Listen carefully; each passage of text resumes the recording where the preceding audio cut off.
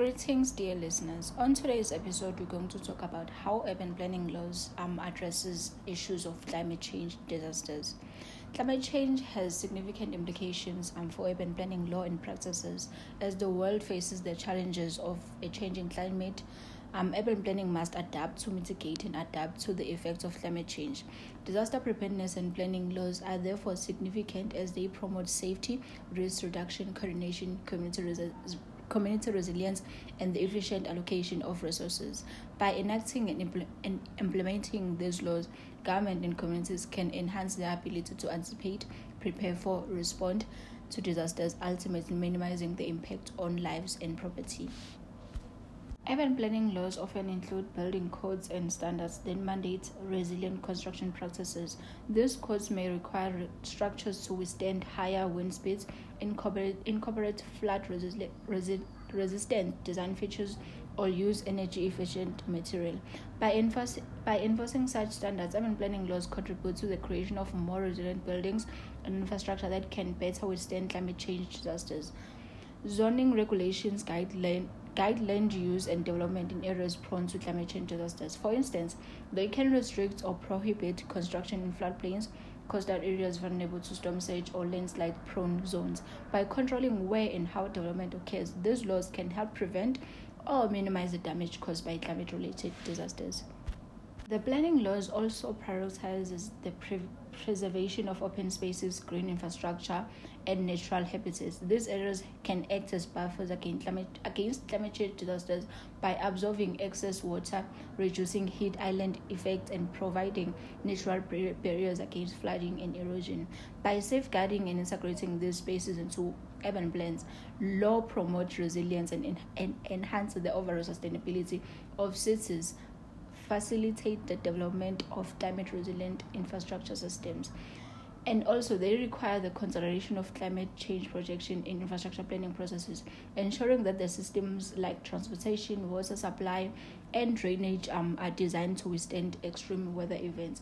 Additionally, these laws may also encourage the adoption of renewable energy resources, efficient transportation network, and low carbon technologies to reduce greenhouse gases emission and mitigate climate change impact. Urban planning laws often mandate public participation processes, enable communities to engage in decision making and express their concerns regarding climate change disasters. This inclusive approach allows for the integration of local knowledge and values into urban plans, fostering greater community resilience and encouraging the implementation of appropriate measures to address climate-related risk. So, I have asked an urban planner who specializes in planning law to share his experience with different policies to prevent the impact of disasters. Because this podcast is made public, he chose to remain anonymous, so I will show what he said. I asked him 3 questions. The first one is, what are some key provisions in planning laws that specifically target climate change resilience? The second one is, are there any successful case studies or examples where planning law has effectively reduced the vulnerability of citizens to climate change disasters in South Africa? And what lessons can be learned from these examples? And then the third one was, what challenges or barriers does planning law face in effectively addressing climate change disasters in cities, and how they can be overcome? The response to the first question on the key provisions in planning law that specifically target climate change resilience was planning law requires, I quote, planning laws requires the consideration of climate change impacts and land use planning and development decisions. This involves conducting assessments to evaluate the potential risk and vulnerability associated with climate change, such as sea level rise, increased flood risk, or heat waves. Provisions related to adaptation and risk management may require the integration of climate resilient strategies into planning processes. This also involves the development of adaptation plans, the identification of high-risk areas, and the implementation of measures to protect critical infrastructure from climate change-related threats.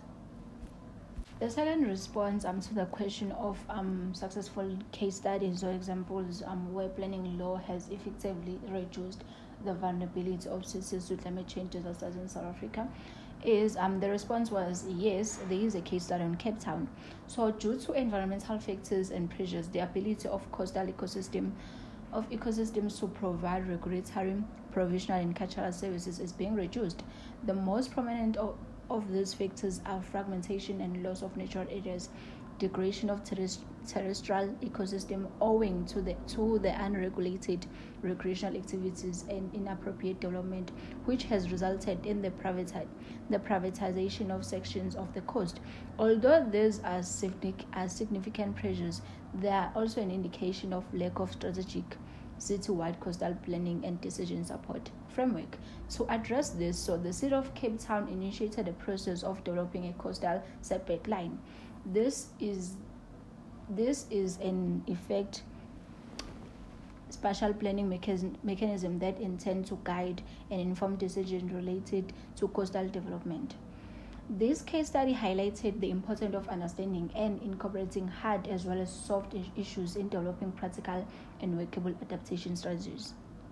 The hard issues include vulnerability to inundation from a sea level rise and storm surges, coastal dynamic processes, and the presence of biodiversity network.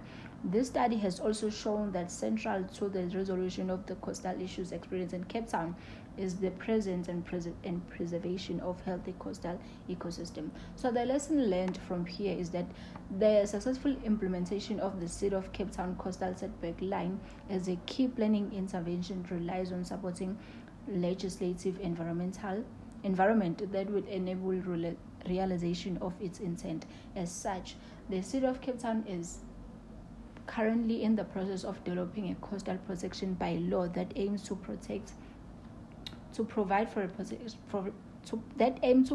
the protection, regulation, and integration management of the spaces between the sea. Acceptance of the coastal protection by law, the city, and the success of its implementation rest on the ability of the municipality to follow through with the necessary financial commitment evaluated against other priorities. This include the need to connect previously disadvantaged communities to the coast. And the response to the third question on the challenges or barriers the planning law face in effectively addressing climate change disasters in cities was that urban areas often involved multiple people and layers of government, including local, regional, or national authorities. Coordinating and aligning their efforts to address climate change disasters can be challenging, especially when their responsibilities and decision-making powers are not clearly defined. So planning processes and laws another problem is that planning processes and laws often prioritize short-term economic development goals over long-term sustainability, and this results in decisions that prioritize immediate gains at the expense of long-term resilience to climate change disasters. And another issue he mentioned was that funding is also a problem. And that was it for today. Thank you for joining us, and I hope you enjoyed the session.